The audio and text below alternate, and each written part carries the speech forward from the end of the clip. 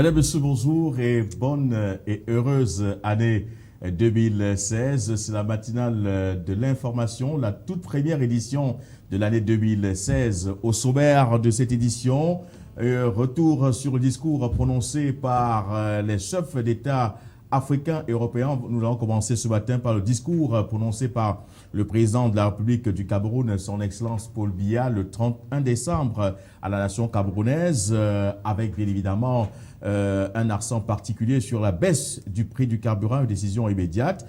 Après ce discours, nous parlons également de la lutte contre le chômage et la lutte contre la secte islamiste et radicale Boko Haram, pour ce qui sera du résumé du discours du président de la République Paul Biya. Nous reviendrons également sur le discours du président Denis Sassou Nguesso du Congo-Brazzaville qui voudrait que la présidentielle du 20 mars 2016 se déroule dans la maturité. Le Rwanda également, où Paul Kagame a officiellement annoncé sa candidature à la présidentielle de 2016, une présidentielle qui lui permettra de briguer un second mandat. La France sera également au centre de cette matinale de l'information avec le discours de François Hollande axé sur le terrorisme et l'emploi. Madame, Monsieur, voilà donc pour le sommaire. Et pour cette première édition, nos invités habituels, nos chroniqueurs que vous connaissez déjà, Elie Smith, bonjour et très bonne année. Bonjour, Roger, bonne année à vous et bonne année à Christian Dovo et à nos téléspectateurs. Patrick Christian Dovo, bonjour et bonne année. Bonjour Louis Roger, une excellente année à vous-même avec ce travail de titan que vous avez commencé qui va certainement s'amplifier en 2016. Bonne année à Elie Smith. C'est toujours alléchant de savoir qu'on peut intensifier aussi au cours de l'année 2016 nos analyses. Et enfin, bonne année à nos téléspectateurs sans lesquels nous ne serions pas ici. Et merci surtout pour tout le soutien qu'ils nous apportent et qui vont certainement nous apporter en 2016. Alors, je voudrais que l'on commence tout de suite par l'adresse du président de la République du Cameroun, son Excellence Paul Biya, à la nation, un discours axé sur les performances économiques et sur la situation sécuritaire. Mais je voudrais que nous nous appesantissions un tout petit peu. Déjà sur l'aspect général, Elie Smith, comment avez-vous trouvé dans l'ensemble, dans sa globalité, le discours du président Paul Biya? Je dois être sincère, c'était la première fois en peut-être 33 ans qu'on suit Biya, que je l'ai vu un peu plus vigoureux dans la manière qu'il parlait. Et puis, j'ai aussi découvert qu'il a touché les aspects que moi aussi je pensais. Et je trouve aussi qu'il revient au sens libéral du terme que moi j'aime bien, par exemple la baisse du prix du pétrole. Je trouve que ça serait une bonne chose qu'il lève ce qu'on appelle les subventions sur les produits pétroliers. Ça serait très bien parce que cette subvention ne profite pas à la population pauvre. C'est la classe dirigeante corrompue de ce pays qui ont tout l'argent, qui ont les 20 voitures dans leur parking, qui profitent. Donc, je suis très content que Paul Biya découvre le sens libéral, mais j'en dirai plus cela. Alors, Patrick Christian Dobo, vous avez, avant son discours à Canal 2 International, donné les grandes articulations de ce que le président Biya devrait dire, et certainement, c'était du mot à mot. Ben écoutez, nous ne sommes pas rentrés dans les secrets de Dieu, mais nous avons simplement fait une analyse de ce que le président avait lui-même annoncé en 2014 et comment est-ce que cela s'est manifesté au cours de l'année 2015, notamment sur l'aspect sécuritaire. Et il me semble qu'on peut se réjouir de savoir que l'observation faite sur la société camerounaise est effectivement cette perception-là que le chef de l'État a. Vous vous rendez compte et vous vous souvenez que quelquefois, on avait souvent accusé le président d'être en déphasage avec les réalités des populations. On avait comme l'impression que le discours que le président, quelquefois, n'est-ce pas, tenait à ses compatriotes, n'avait véritablement pas un ancrage dans les réalités socio-culturelles et le quotidien de la population, tout à moins la majorité qui, elle, est à la traîne. Peut-être que cela pourra aller pour une certaine classe élite, qui forcément s'arrangeait à faire percevoir au président la vision transformée ou alors manipulée qu'ils ont de la société camerounaise à leur profit, bien évidemment. On a comme l'impression que plus le président de la République vieillit, plus il se rapproche de ces populations. Et c'était quand même assez remarquable de se rendre compte que dans cette adresse d'hier, il a touché des points névralgiques, comme le disait Elie, qui touche aussi le quotidien de ses compatriotes. Alors, une expression est fortement à mettre en avant dans ce discours, c'est le terme résilience. Autant nous étions presque certains que l'aspect sécuritaire et économique allait prendre le devant sur ce discours, autant nous sommes confortés par le fait que ce terme vient manifester ces appréhensions, bien ces attentes qu'on avait.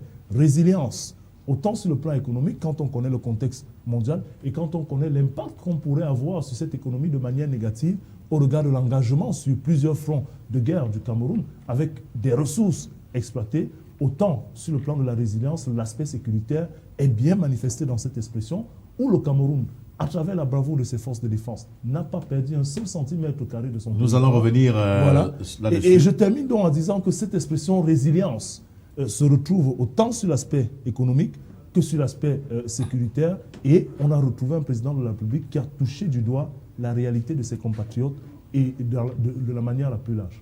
Alors parlons précisément, le président Paul Biya parlait du pouvoir d'achat des Camerounais qui va donc s'améliorer cette année 2016 en prenant une décision assez importante. Il a parlé de la baisse du prix du carburant et dès lors qu'il a fini son discours, le ministre en charge du commerce a annoncé que le super passera donc connaîtra une baisse de 20 francs et le gasoil 25 francs CFA. C'est quand même pour une première fois une décision après le discours du chef de l'État.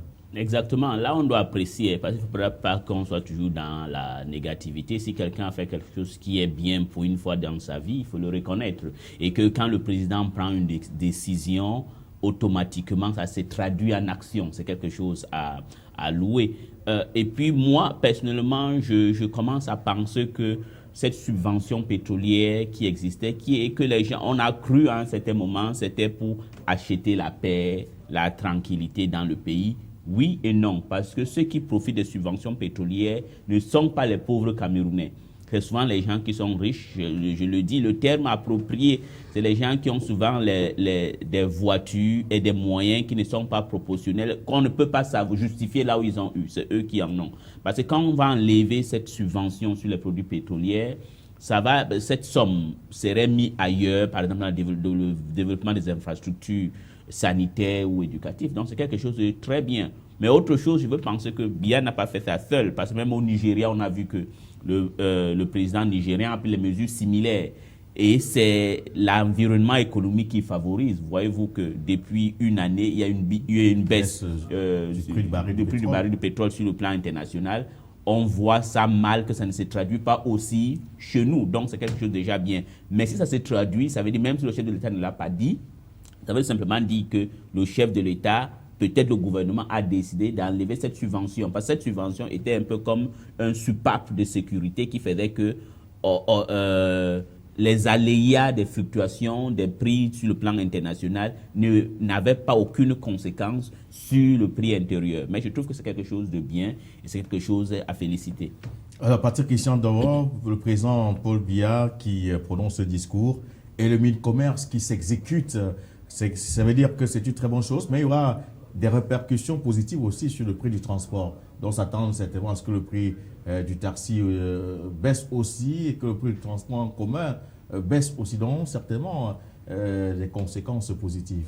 Oui, une très bonne décision. Surtout le fait remarquant, c'est que chez nous, parfois, les décisions sont prises, mais leur application traîne. Et là, on a senti qu'il y a une espèce de démarcation par rapport à ces vieilles habitudes. Et deuxièmement, quand vous évoquez, entre autres impacts, vous invoquez par exemple celle liée au transport urbain, notamment le prix du taxi, qui avait d'ailleurs fait jaser en 2008.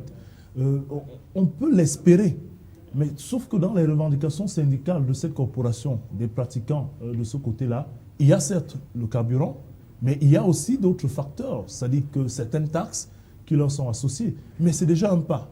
Et si ça pouvait se manifester même à un niveau, on va dire, minimal, et qu'on puisse ressentir ça, je veux dire, dans le coût du transport urbain, ce serait une bonne chose. Maintenant, ce qu'on peut espérer, c'est que ces décisions-là, ou l'impact de ces décisions-là, ne soit pas noyé dans d'autres charges, n'est-ce pas, qui, elles, ne sont pas touchées. Parce que cela devrait se passer dans un ensemble, une espèce de synergie qui puisse finalement impacter sur le rendu. Et aujourd'hui, on doit d'abord se féliciter de cette décision et aussitôt qui a été appliquée. Ce que je voudrais surtout retenir dans cet aspect, c'est le fait qu'on soit passé de la parole aux actes sans attendre, on va dire, des décennies pour se mettre à appliquer. Et là, ça démontre le pragmatique, la pratique et finalement la capacité qu'on a. Et ça conforte, par exemple, quelques analystes qui ont souvent dit que c'était beaucoup plus une décision politique que de pouvoir matérialiser certaines décisions que nous avons dans ce pays, qui sont, il faut le reconnaître, parfois de belles lois, mais qui ne sont pas appliquées. Donc on peut se réjouir et on peut dire que voilà, on constate qu'il y a des choses, il y a des lignes qui peuvent bouger quand il y a de la volonté politique. Alors, il a également évoqué la lutte contre le chômage, avec ces chiffres qui donnent du baume au cœur, même s'il estime que ce n'est pas encore assez suffisant. On parle de 337 660 emplois répertoriés, créés, contre 283 443 l'année dernière. Alors, Elie Smith, le président Paul Biya a su jouer sur les chiffres. C'est donc montrer au peuple camerounais qu'il y a quand même un effort que le gouvernement est en train de faire, même si on n'a pas le chiffre de base du nombre de chômeurs. Oui, c'est là où je suis un peu pas tout à fait d'accord avec le chef de l'État ou ceux qui lui ont donné ces chiffres, parce que nous devons être empiriques. Nous voyons chaque jour que le taux de chômage au Cameroun, les sans-emploi, ils sont là en masse. Peut-être le chef de l'État l'a dit parce qu'il y a une stratégie dans la fonction publique pour recruter des diplômés. C'est une bonne chose, mais c'est que le chef de l'État doit faire, parce que je trouve que comme il a commencé très bien, faire un discours pour enlever la subvention pétrolière. Je sais qu'il y a des gens qui vont venir dire non, il n'a pas enlevé la subvention pétrolière parce que ce n'est pas politiquement correct, ce n'est pas populaire, mais je trouve qu'il a fait. Enlever la subvention, cette subvention, c'est une bonne chose. Maintenant, quand vous enlevez cette subvention, en ce qui concerne la création d'emplois, ça peut aussi donner un autre tonus dans ce secteur. Moi, je suis pour que, comme il a pris une dérive libérale, ce n'est pas la fonction publique qui doit être un facteur pour lutter contre le chômage. C'est le secteur privé. Donc, ça veut dire que créer des moyens, des facilités pour encourager la création d'emplois, pour attirer les investisseurs au Cameroun. C'est possible de créer 300 000 emplois. On peut créer 300 000 emplois en lançant des grands travaux, comme on a fait aux États-Unis en 1938 avec Roosevelt, ce qu'on appelle le New Deal. On peut faire un New Deal camerounais en lançant les grands travaux, et les grands travaux doivent être encouragés par le secteur privé. C'est possible, mais je ne crois pas que le taux de chômage a baissé. Comme vous avez dit quelque chose aussi qui est important, nous n'avions pas de statistiques fiables. Pour qu'un pays aussi puisse progresser, il faudra qu'on ait le courage d'avoir une base de données fiable et statistiques de ceux qui sont à l'école, les diplômés et les sans-emploi. Sur cette base, nous pouvons juger les statistiques et les paroles du chef de l'État. En ce qui concerne le problème de création d'emplois, là, je ne suis pas très convaincu avec ce que le chef de l'État a dit. Alors, Patrick Christian, d'abord, entre 2011 et 2015, 1 175 358 emplois recensés ont été créés. Alors là, il y a deux mots qui émergent là, recensés, parce que ce n'est pas des emplois qui sont créés, des postes créés, qui sont capables d'accueillir directement, n'est-ce pas, ces personnes à la recherche de l'emploi.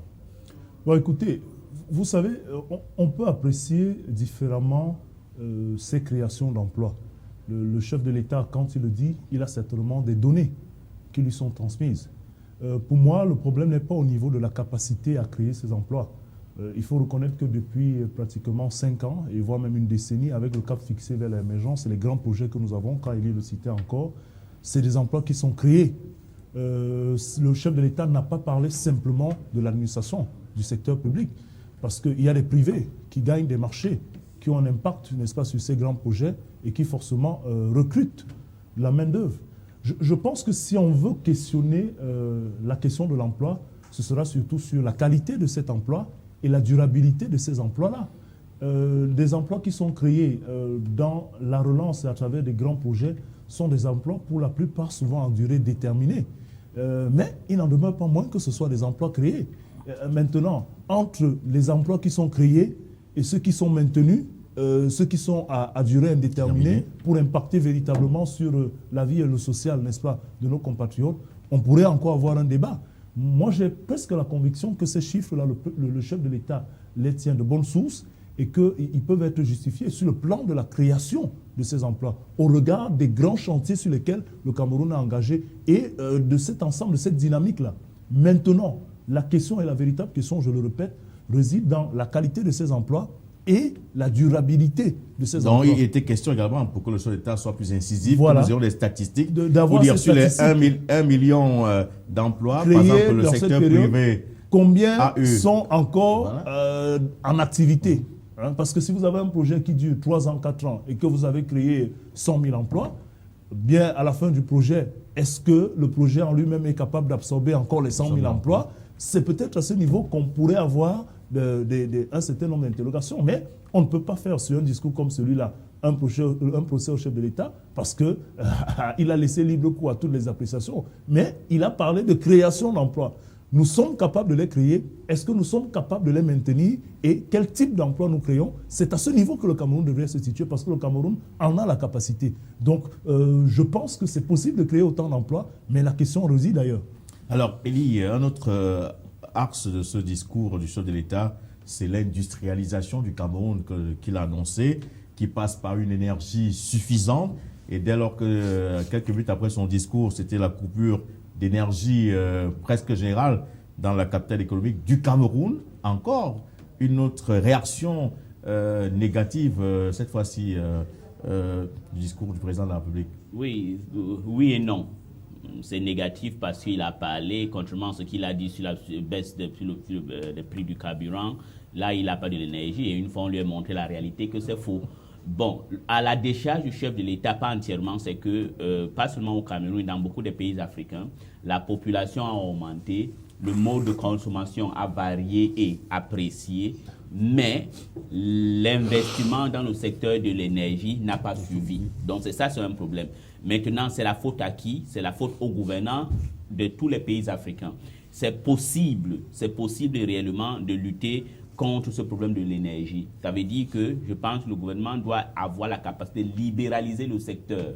Comme ils ont commencé à essayer de faire un découplement du secteur de génération de l'énergie et puis la redistribution. Et puis faire entrer en action les sociétés ou les individus privés pour aussi contribuer. Ça, c'est un. L'autre axe qu'on peut lutter pour ça, pour industrialiser le Cameroun, est d'avoir les projets sous-régionaux.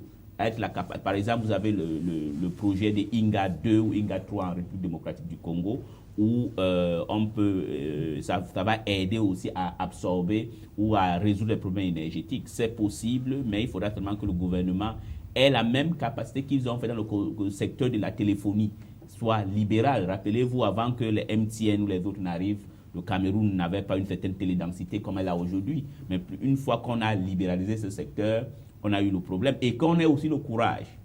Je sais que Paul Biya, c'est un homme d'État, c'est aussi un homme politique, qu'on ait le courage que les gens payent l'électricité. Ce qui se passe que les gens ne payent pas. Et le secteur de l'énergie, de l'électricité aussi, c'est aussi un secteur qui est sur subvention. Donc ça veut dire que si il accepte, il facilite l'entrée des acteurs privés dans ce secteur. 2, quand les acteurs entrent, que les gens aient la capacité de payer le courant, ça va aider en particulier les services publics parce que c'est les voraces en termes de l'énergie qui souvent ne payent pas. Donc je crois que oui, on peut s'industrialiser si on a l'énergie constante. Rappelez-vous, quand il y a 1 heure de coupure d'électricité, les dames ou les femmes ou les messieurs qui ont les petites et moyennes entreprises, le manque à gagner que ça cause. Donc il faudra aussi que de là aussi, ça se suit de parole à l'acte. Il faudra que le ministre, j'ai oublié son nom, qui est dans ce secteur, soit un ministre qui n'est pas corrompu,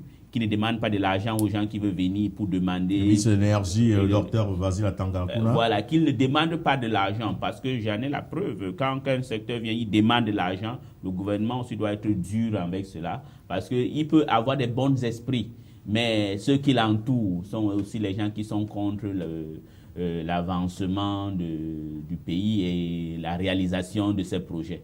Voilà, je voudrais, Patrick Issa, d'abord que l'on revienne un peu, ça semble évidemment, de cette lutte contre le chômage. Il a également parlé du climat des affaires qui devrait s'assainir et cela va également avec de l'énergie. Et ça peut-être que cela pourrait permettre encore de reculer davantage. Mais est-ce qu'aujourd'hui, avec tous les discours, tous ces salons pour la promotion de la PME camerounaise, est-ce qu'on peut dire aujourd'hui au Cameroun que le climat des affaires est vraiment assaini et que tout le monde peut en 72 heures créer son entreprise? Vraiment assaini, je ne crois pas. Par contre, on peut dire qu'il y a des éléments qui donnent la perception d'une possibilité de l'assainissement, tout au moins d'une amélioration des conditions du doing business au Cameroun. Ce qui est remarquable, c'est que le président de la République a bien évidemment parlé de quelques salons sur le plan local, national qui sont organisés. Et vous vous rendez bien compte qu'il a, même s'il ne l'a pas dit de manière directe, dans son expression, on a ressenti la pesanteur que la corruption et un certain nombre de facteurs pourraient avoir sur notre économie. On s'est bien rendu compte que le président n'a du tout pas évoqué les rapports comme ceux de Transparency International, mais de facto, quand il dit que l'administration devrait pouvoir être un facteur d'amélioration, c'est une manière de dire positivement que l'administration ne devrait pas être un frein à ce développement. Et donc forcément, quand l'administration est un frein, on sait très bien que la corruption y est. Le président Paul Biya, qui est un homme d'État et qui a une longue expérience des questions publiques et de la gestion, n'est-ce pas, des affaires publiques, sait très bien que l'administration constitue un frein dans un certain nombre, je veux dire, d'habitudes sur le plan de l'avancement des projets et de certains dossiers. Et quand il dit qu'il y veillera personnellement, c'est une manière de dire qu'il veillera personnellement que cette corruption et ces freins-là ne soient pas d'actualité. Et oui, on peut industrialiser notre économie. D'ailleurs, lui-même, il a donné quelques leviers à travers la mécanisation de l'agriculture et autres. C'est possible. Et quand Elie parlait tout à l'heure de l'énergie, oui, on peut ouvrir le secteur de l'énergie. On a même d'ailleurs commencé à créer une société de distribution à Salassonel. Mais autant on peut penser tirer des dividendes de cette ouverture comme on l'a eu dans le secteur de la téléphonie, autant cela en appelle à une espèce de maîtrise. Parce que quand vous ouvrez le secteur, il faut le réguler.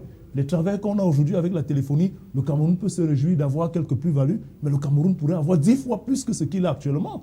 Vous avez d'ailleurs vous-même, Elie, de temps en temps cité un peu la promptitude et la rigueur du côté du Nigeria. On a vu comment MTN a été sanctionné de ce côté-là. Et chez nous, ici, on assiste à une espèce de tromperie publicité. Oui, Orange en France, oui, il faut bien remettre les choses. On assiste parfois à des publicités mensongères où un certain nombre de choses sont promis aux compatriotes, alors qu'en la vérité, même l'AET vient reconnaître après que voilà à quel niveau nous sommes. Mais c'est lui le régulateur, enfin je vais dire c'est elle, l'agence. Mais je veux dire que nous avons besoin de cette ouverture. C'est vrai que la concurrence va nous permettre de franchir un cap. C'est vrai qu'elle va peut-être permettre, vous vous rendez compte, lui Roger, vous qui avez traité parfois ces questions de l'ASONEL, à peine 1 million d'abonnés recensés pour Eneo maintenant, puisqu'on est passé de Sonel, AES, 1 million à peine d'abonnés. Vous vous imaginez combien de Camerounais? C'est vrai que ça ne peut pas dédouaner la compagnie en charge de l'électricité, mais c'est une réalité. Combien sommes-nous qui payons effectivement les factures d'électricité? Et quand on vient ajouter à ça l'administration que vous avez qualifiée, et à juste titre de vorace, qui parfois ne paye pas à temps, tout au moins les factures, on peut comprendre que plus que l'ouverture même, il faut d'abord être capable de gérer l'existant, bien structurer l'existant avant de passer à l'ouverture et mettre en place un système de régulation qui permette véritablement à l'État de tirer profit de tout ce qui est autour de l'énergie pour l'industrialisation. Alors sortons de ce discours du président de la République du Cameroun, Paul Biya, avec la lutte contre Boko Haram, le président qui a quand même salué ces synergies d'action avec les partenaires étrangers pour pousser jusqu'à son dernier retranchement ce mouvement. Alors Elie, sans cette force-là, peut-être l'on ne serait pas allé jusqu'à bout de Boko Haram. Exactement. Là, j'ai aussi salué le chef de l'État parce qu'il a été humble, il a été honnête. Parce que sans cette coalition des pays frères, voisins, on ne pouvait pas aller à bout de Boko Haram. Et aujourd'hui, je sais que des gens vont peut-être croire que non. Une chose que l'armée camerounaise, en partenariat avec d'autres de la sous-région, ont réussi est qu'aucun centimètre ou millimètre du territoire camerounais n'a été pris ou occupé pendant longtemps. Et deuxièmement, il y a une victoire contre Boko Haram. Les gens peuvent croire que non, parce que Boko Haram n'a plus la capacité de mener une guerre conventionnelle. Peut-être sur le plan d'une guerre asymétrique, oui.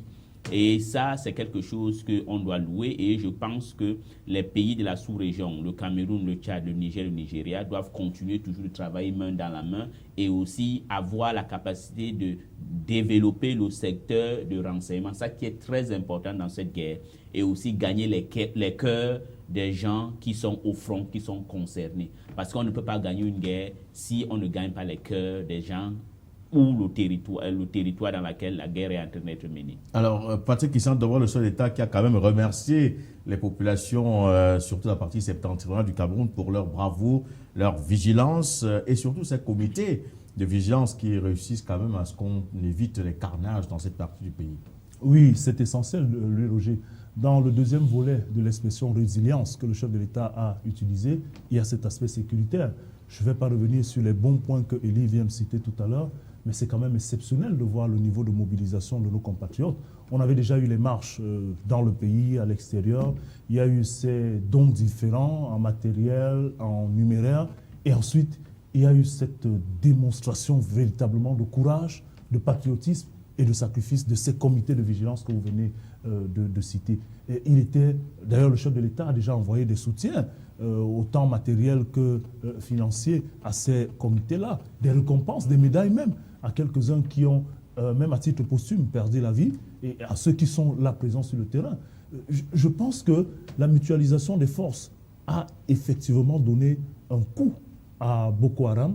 Il faut d'abord féliciter la bravoure de nos propres forces de défense qui, elles, ont maintenu le cap.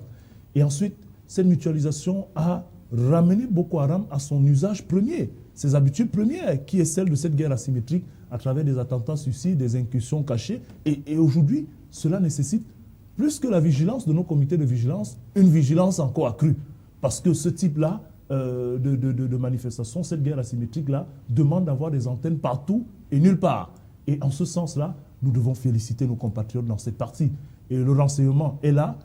C'est vrai que le chef de l'État a félicité la présence du contingent américain sur le plan du renseignement, mais je pense que les populations sont les premières concernées dans ce renseignement parce que c'est même chez ces populations que tout ce qui arrive va avoir une prise en termes de renseignement. Et ce qu'on peut dire, Louis Roger, c'est que c'est peut-être là la touche camerounaise face au terrorisme. C'est une touche qui peut être exportable. Voilà, armée et nation unies. Quand on a une armée qui est en synergie avec son peuple, on a craint à un certain moment, au regard de certaines informations qui arrivaient du front, que la cassure était proche ou présente entre l'armée et les populations. Et voilà que les choses sont rentrées dans l'ordre. Et voilà que l'armée et la population font maintenant chacun jouant son rôle. On a les résultats. Le Cameroun peut donc aujourd'hui exporter cette capacité à faire d'une guerre, celle de l'armée et de la nation, vers d'autres pays qui souffrent de ce flanc du terrorisme. À côté de nous, il y a le Nigeria, il y a le Tchad, il y a l'heure. Pourquoi ne même pas proposer ça à la Syrie et à l'Irak qui en sont victimes? Pourquoi ne pas proposer ça à la Libye? Voilà un exemple que le Cameroun peut exporter dans cette diversité mondiale, cette touche des populations alliées à l'armée. En attendant, bien évidemment, que les populations apprennent le russe et l'arabe et d'autres langues pour faciliter le renseignement. Alors, parlons à présent du Congo-Brazzaville. Denis Sassou Nguesso, dans son discours à la nation hier, a également souhaité que la présidentielle du 20 mars prochain se déroule sous le prisme de la maturité. Alors, lorsqu'il parle de la maturité, c'est qu'il a comme ce pressentiment qu'il risquerait d'avoir un peu de désordre. Oui, il risquerait d'avoir des ordres parce que c'est lui qui a créé le désordre. Parce qu'il n'a pas respecté la Constitution, il a violé la Constitution en impunité. Moi, ça me fait mal pour Denis Sassou Nguesso, parce que Denis Sassou Nguesso devenait déjà comme un chef d'État respecté, médiateur dans beaucoup de crises dans le monde et dans la sous-région. Nous avons vu le rôle qu'il a fait en Centrafrique, ce qu'il a un peu essayé en République démocratique du Congo, ça n'a pas marché, mais en Centrafrique. Mais c'est malheureux que tu peux être comme un bon papa à l'extérieur, mais chez toi, tu n'es pas bien. Quand il parle de la maturité, bon, il a changé la Constitution. Est-ce que nous voulions qu'il y ait un conflit et que le Congo devienne un deuxième Burundi? Non. Mais malheureusement, c'est nos chefs d'État, en l'occurrence le cas de Sassou Nguesso, qui veut que le Congo soit un Congo comme un deuxième Burundi. Quand il parle de la maturité, est-ce que s'il va perdre les élections, il fera comme il a fait en 92? Est-ce que c'est lui qui serait candidat aux élections? On ne sait pas. Mais je pense qu'il peut parler de la maturité, mais il n'a pas l'autorité morale de parler de la maturité, parce que voilà quelqu'un qui a présidé pendant 14 ans d'accalmie au Congo, de stabilité économique, de croissance économique sur le plan macroéconomique et même sur le plan infrastructurel. Il a fait des choses que le Congo n'a pas pu faire en 50 ans. Mais il a détruit ça le même jour où, par l'ivresse du pouvoir, je ne voudrais pas dire que c'est les gens qui sont à côté qui lui ont poussé, lui-même. Parce que quand tu lis son livre, la souris, le fleuve, le manguier, la souris et le fleuve, qui était son passage du désert, tu sens qu'il pense qu'il ne peut être rien que président du Congo. Donc c'est ça qui n'est pas bien. Tout ce qu'il a dénoncé contre le professeur Lissouba, être tribaliste, être corrompu, ne pas encourager la liberté de la presse, c'est un peu comme si lui-même il écrivait ce qu'il devait faire 15 ans ou 13 ans plus tard. Donc c'est malheureux, mais attendons voir quand il parle de la maturité, voyons ce qu'il veut dire de la maturité. Patrick, il sera devant la présidentielle Congo-Brazzaville le 20 mars 2016 et Denis Sassou Nguesso voudrait que tout se passe dans un climat de maturité. Bon, à première vue, il faut qu'on dise que c'est tout le mal qu'on peut souhaiter à un pays frère et voisin comme le Congo, que cela se passe dans ces conditions-là. On n'en sera pas déçu. Bon, maintenant, pour la légitimité et sur le plan de la perception morale, c'est vrai qu'un référendum comme celui qui peut permettre au président Sassou aujourd'hui de se représenter a été très contesté. Il a été très contesté, donc ça peut faire perdre une partie de la légitimité, n'est-ce pas, du pouvoir au président Sassou. Mais à côté, il faut reconnaître que dans tout ce processus-là, qui amène finalement à cette élection anticipée, il faut reconnaître qu'il y a de la grande stratégie derrière. Et j'ai l'impression que nos amis de l'opposition au Congo-Brazza se sont fait larguer parce que peut-être qu'ils ont été beaucoup plus regardants sur un certain nombre de détails en laissant le train passer.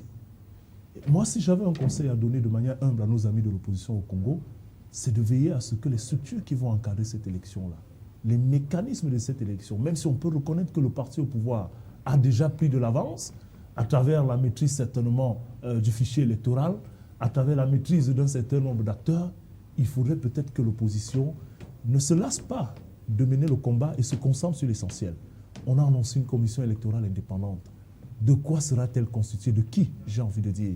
Et quels seront ses réels pouvoirs? Est-ce qu'il y a une capacité de mettre la pression pour que cet organe-là soit le reflet, n'est-ce pas, de la volonté de tout le monde? Voilà un des premiers indices. Et puis deuxièmement, comment s'organiser pour ne pas faire finalement une foule qui ne fait pas foule? C'est-à-dire, pourquoi les leaders de l'opposition au Congo ne pourraient pas s'entendre pour avoir une personnalité qui ferait face au président Sassou? Peut-être que voilà des démarches qui pourraient faire quand même trembler le pouvoir en place et faire en sorte qu'une bonne partie de l'expression de l'opposition se fasse entendre. Peut-être que voilà où il faut appuyer le bouchon, puisque le président voudrait que ça se passe dans la maturité. Démontrons-lui que nous sommes matures et allons au but avec les arguments. Parce que si l'opposition va en rang dispersé, sans la maîtrise des contours de l'élection, il me semble que le boulevard est tout tracé pour s'assurer ce soir. Alors, Elie Smith, le Rwanda, avec Paul Kagame, qui a également prononcé son discours à la nation hier et qui a rappelé aux Rwandais que ce sont les Rwandais qui ont souhaité qu'il modifie la Constitution, et c'est également les Rwandais qui ont souhaité qu'il se représente, et c'est donc pour dire je serai candidat, qu'il s'est donc prononcé officiellement. C'est un petit jeu de politiciens, puisqu'on savait déjà qu'en modifiant la Constitution, il devait se représenter. Exactement. Voilà encore, il marche un peu sur le même pas de Denis Sassou Nguesso. Paul Kagame, on le reconnaît, c'est celui qui a mis fin au génocide rwandais, c'est celui qui préside sur la croissance rwandaise. Par exemple, quand on parle de doing business, c'est des années-lumière avec celui de doing business du Cameroun. Le Cameroun se trouve dans les fonds, dans les profondeurs de doing business. La corruption au Rwanda a été presque éradiquée, je crois qu'on ne peut pas l'éradiquer. Mais malheureusement, Paul Kagame, ce que les gens ne veulent pas dire, c'est que le Rwanda, c'est une gigantesque prison. Rappelez-vous, madame, pourquoi j'oublie une dame de l'opposition, j'ai oublié son nom, elle est aujourd'hui en détention, tout simplement parce qu'elle a donné un point de vue que les gens ont édulcoré pour dire qu'elle était négative sur le problème du génocide de 1994. Au Rwanda, tu ne dois pas donner ton point de vue. voyez-vous, sur 15 millions de Rwandais, il y aura absolument 10 personnes qui sont contre Paul Kagame. Est-ce que c'est vrai? Non.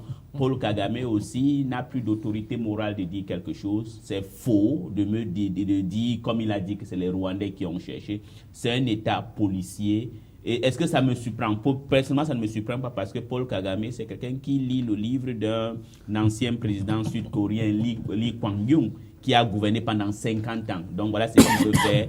Peut-être aussi il veut faire comme Lee Kuan-yew, qui a pris un pays pauvre, très endetté et fait que ça devient un pays plus développé, mais qui nous disent quelque chose d'autre, qui nous disent ouvertement qu'il veut rester au pouvoir éternellement. Et c'est ce qu'il a également dit dans son discours, que le fait de briguer ce troisième mandat, ce n'est pas de rester éternellement au pouvoir, c'est également un petit jeu de politicien, Patrick Issoufou. Ben écoutez, Roger, après pratiquement 2 décennies, si on se donne encore la possibilité d'avoir pratiquement 2 autres décennies, il sera quand même assez vieux lorsqu'il va atteindre...